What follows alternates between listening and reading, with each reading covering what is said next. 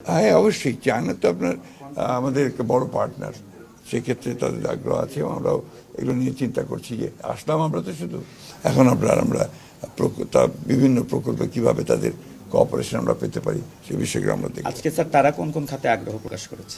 না, আপনার আজকে এটা ছিল আপনার একদম প্রথম সভা, এটা একটা সৌজন্যমূলক সভা বলতে পারেন কি মাধ্যমের সভা।